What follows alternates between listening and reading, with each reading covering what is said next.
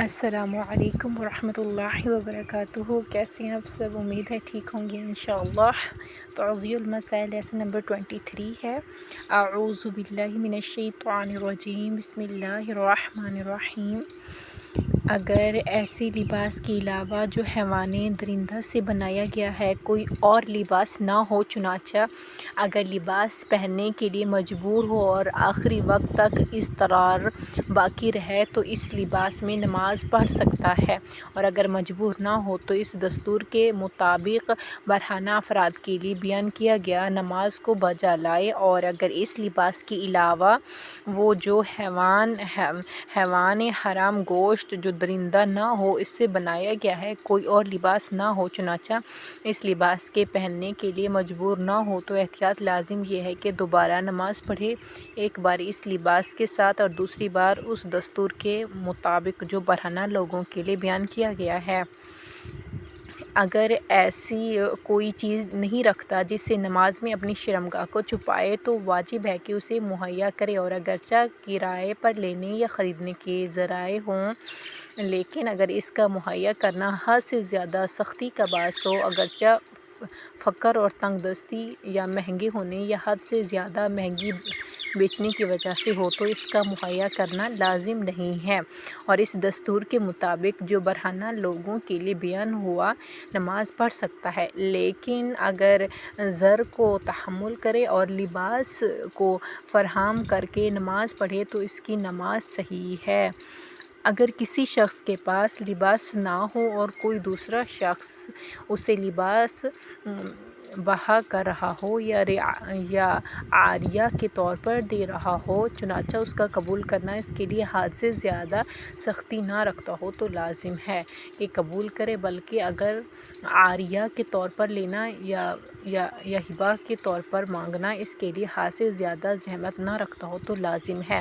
کہ عاریہ یا ہبہ کے طور پر مانگے۔ ایسا لباس پہننا جس کا کپڑا یا رنگ یا اس کی سلائی پہننے والے کے لیے معمول نہ ہو تو اگر اس کی بے احترامی اور ذلت کا باعث ہو تو حرام ہے، لیکن اگر اس لباس میں نماز پڑھے اگرچہ اس کے پاس پہننے کے لیے صرف وہی لباس ہو، اس کی نماز صحیح ہے۔ مردوں کے لیے عورتوں کا لباس اور عورت کے لیے مردوں کا لباس پہننا حرام نہیں ہے، اور اس میں نماز پڑھنا نماز کو باطل نہیں کرتا، لیکن احتیاط واجب کی بنا پر جائز نہیں ہے۔ مرد خود کو عورت کی شکل و شمائل کی طرح بنائے یا عورت خود کو مرد کی شکل و شمائل کی طرح بنائے۔ جس شخص کو لیٹ کر نماز پڑھنی ہو، ضروری نہیں چادر یا لحاف جو اپنے اوپر ڈال رہا ہے نماز گزار کے لباس کے شرائط رکھتا ہو، مگر یہ کہ اس طرح ہو کہ اس پر پہننا صدق کرے، مثلاً اسے اپنے بدن سے لپیٹ لے۔ سبق نمبر 24 ہے 24۔ بعض مجتہدین کرام قصد اللہ اسرارہم نے نماز گزار کے لباس میں چند چیزوں کو مستحب جانا ہے۔ من جملہ مرد عمامہ کو تحت الحنک کے ساتھ پہنے، مرد عبا اور عورت پر چادر اوڑھے، مرد عبا اور عورت چادر اوڑھے۔ 3 ہے سفید لباس پہنے۔ 4 ہے پاکیزہ ترین لباس پہنے۔ 5 بدن کو چند لباس سے پہنائے۔ 6 خوشبو استعمال کرے۔ 7 عقیق کی انگوٹھی پہنے۔ 8 عورت نماز میں پیر کے ٹخنے سے نیچے اور نابالغ بچی نماز میں اپنے سر کو چھپائے۔ بعض مجتہدین عظماء قدس اللہ اسرارہم نے نماز گزار کے لباس میں بعض چیزوں کو مکروہ شمار کیا ہے۔ من جملہ کہ سیاہ لباس کا پہننا، عبا چادر، سادات کا عمامہ اور وہ مقامات جو تعظیم شعراء شمار ہوتے ہیں جیسے عزاداری، امام حسین علیہ السلام، وہ استثناء ہو جائیں گے۔ گندا لباس پہننا، تنگ لباس پہننا کہ جس میں تنگ موزے کا پہننا بھی ہے جو پیر کو فشار دے۔ شرابی کا لباس پہننا کہ جس کے نجس ہونے کے بارے میں معلوم نہیں ہے۔ ایسے شخص کا لباس پہننا جو نجاست سے پرہیز نہیں کرتا بشرطیکہ کیا اس کے نجس ہونے کے بارے میں معلوم نہ ہو، ایسا لباس پہننا جس پر تصویریں بنی ہوتی ہیں، ایسی انگوٹھی پہننا جس پر چہرے کی تصویر بنی ہوئی ہے، لباس کے بٹن کا کھلا ہونا، ان چھوٹے لباس کا نجس ہونا جو شرمگاہ کو چھپانے کی صلاحیت نہیں رکھتا۔ نماز گزار کی جگہ کی 7 شرطیں ہیں۔ احتیاط واجب کی بنا پر غصبی نہ ہو، ثابت ہو اور حرکت میں نہ ہو، ایسی جگہ نماز پڑھیں جہاں احتمال دے رہا ہو کہ نماز کو تمام کر لے گا، اس جگہ پر واجبات کو انجام دینے کی توانائی رکھتا ہو۔ اگر نماز گزار کی جگہ نجس ہے تو اس کے بدن یا لباس کے نجس ہونے کا سبب نہ بنے۔ 6 احتیاط واجب کی بنا پر عورت مرد سے آگے یا اس کے برابر میں نماز نہ پڑھے۔ نماز گزار کی جگہ ہم سطح ہو۔ الحمدللہ۔ سبق نمبر 25 ہے۔ جو شخص غصبی جگہ پر نماز پڑھے اگرچہ فرش، کارپیٹ، تختہ اور اس جیسی چیز جو خود اس کی ہے پر ہو اور اس طرح اگر کوئی اپنی ملکیت میں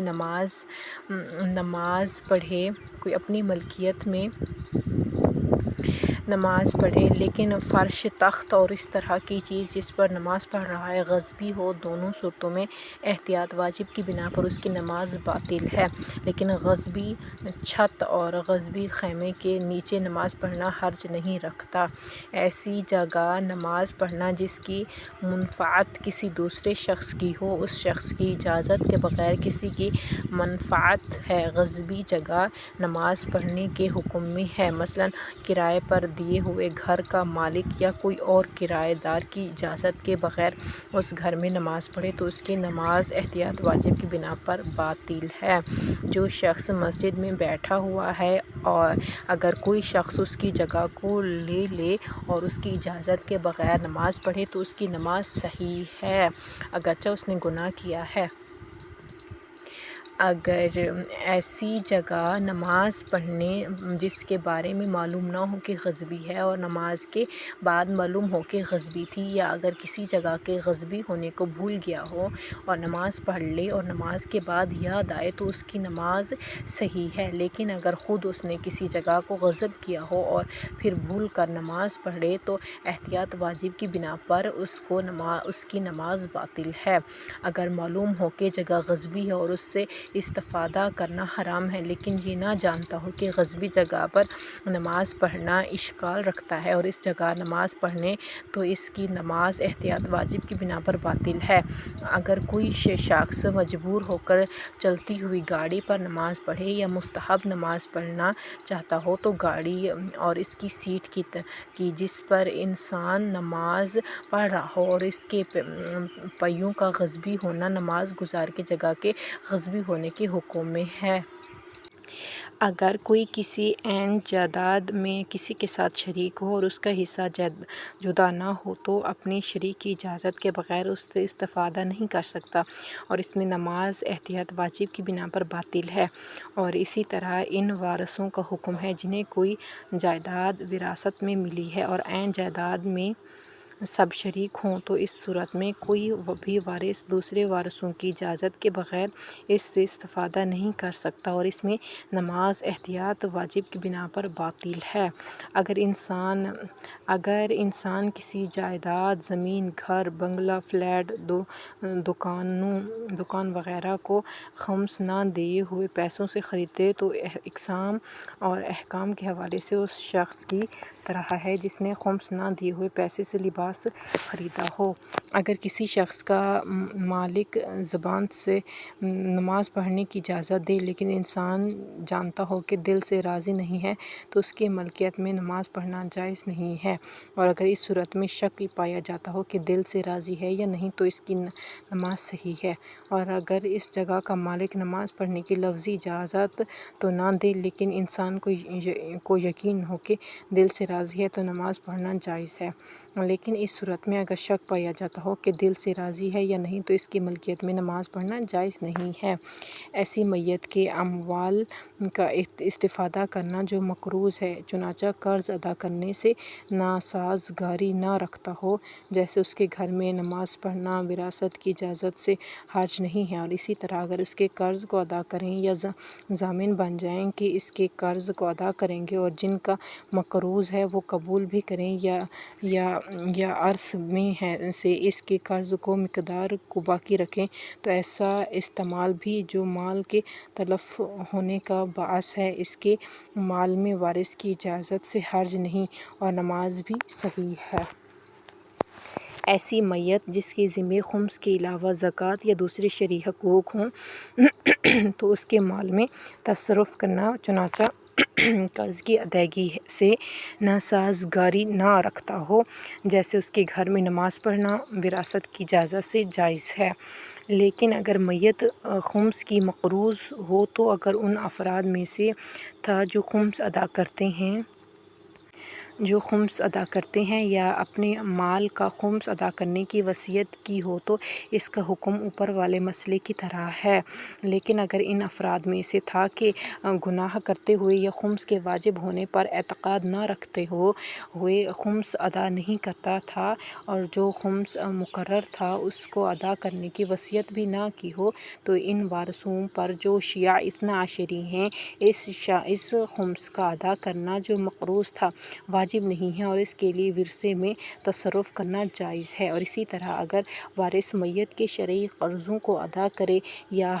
حاکم شرع جن مقامات میں حکم شرع ولایت رکھتا ہو اور اجازت دے سکتا ہو کہ قبول کرنے سے ضامن ہو جائے کہ ادا کریں گے تو اس کے مال میں تصرف جائز ہے اور نماز بھی صحیح ہے۔ الحمدللہ۔ سبحانک اللہم و بحمدک نشہد ان لا الہ الا انت نستغفرک و نتوب الیک۔ السلام علیکم و رحمۃ اللہ وبرکاتہ۔